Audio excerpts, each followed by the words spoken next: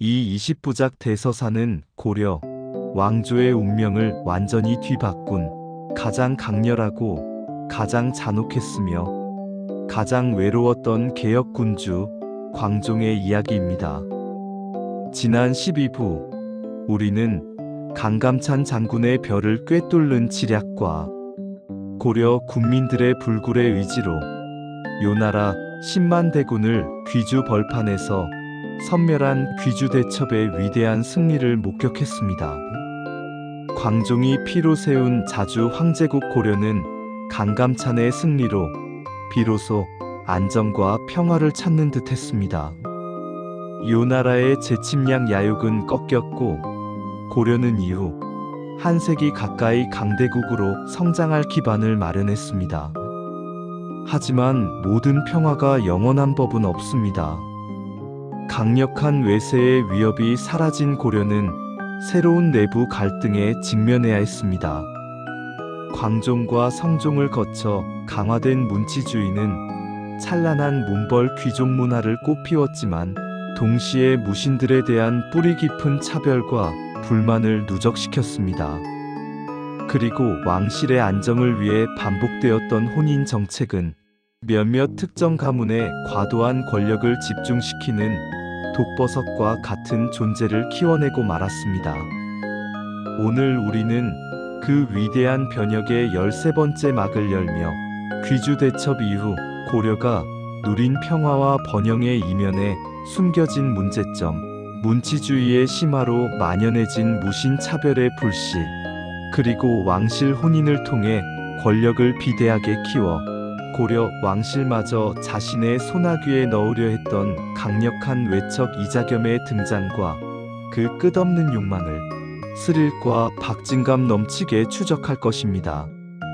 평화가 낳은 새로운 권력 암투의 서막이 지금부터 펼쳐집니다. 강감찬 장군이 이끈 귀주 대첩의 위대한 승리 이후 고려는 요나라의 재침략 위협에서 완전히 벗어나 이후 약 한 세기 동안 상대적인 평화와 안정을 누렸습니다.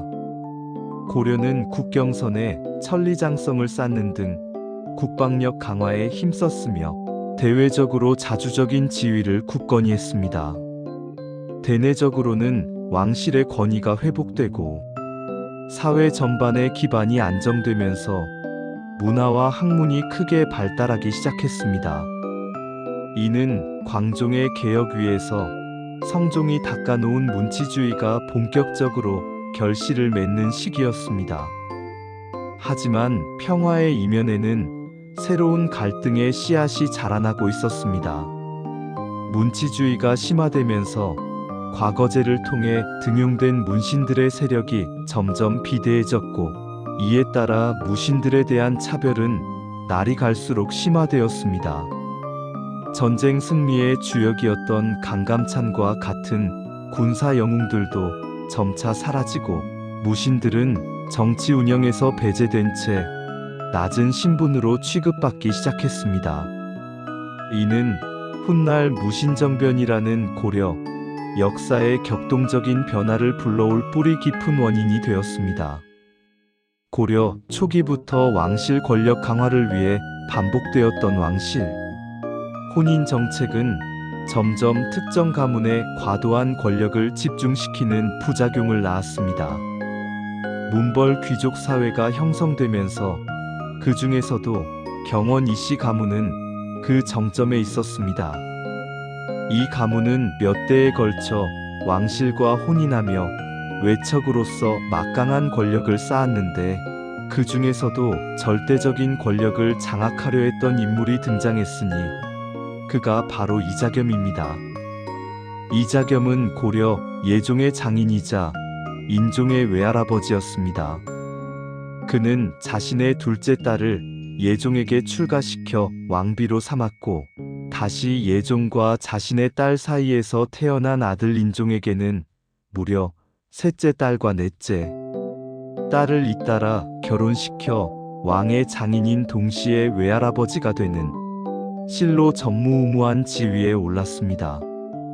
이 시대에는 그의 여섯째 딸과 사촌 누이도 왕비가 되는 등 왕실은 거의 이자겸의 핏줄로 채워졌습니다. 한 가문에서 세대에 걸쳐 왕비를 배출하고 심지어 친손녀를 왕비로 보내어 왕의 외척이자 장인이 되는 기괴한 권력 구조가 형성된 것입니다. 인종의 외할아버지이자 장인인 이자겸의 비대해진 권력. 이자겸은 강력한 외척 세력을 바탕으로 국정 운영의 모든 권한을 장악했습니다. 그는 왕실 내 자신의 세력을 배치하여 왕의 권한을 무력화시키고 탐욕스러운 비리와 전횡을 일삼았습니다. 고려 왕궁의 모든 관직은 이자겸의 자녀나 친인척 혹은 그의 줄을 선 자들로 채워졌습니다. 국왕인종은 말 그대로 이자겸의 소나귀에 있는 꼭두각시 왕에 불과했습니다. 심지어 이자겸의 생일은 국가적 기념일로 지정되고 백성들은 이자겸을 따라야만 했습니다. 광종이 피해 숙청을 통해 어렵게 세워놓은 절대 왕권은 강력한 문벌 귀족과 그 중에서도 가장 비대해진 외척 이자겸의 세력 앞에서 속수무책으로 무너져가고 있었습니다. 이러한 이자겸의 횡포는 백성들에게 엄청난 고통을 안겨주었고 국가 재정을 파탄으로 몰아갔습니다. 권력의 정점에 선 이자겸의 눈에는 더 이상 왕이라는 존재가 걸림돌로만 비칠 뿐이었습니다. 그의 탐욕은 고려의 왕자를 직접 노리는 데까지 이르렀습니다. 이자겸의 끝없는 욕망과 비대해진 권력은 고려 사회를 뒤흔드는 폭풍을 예고했습니다.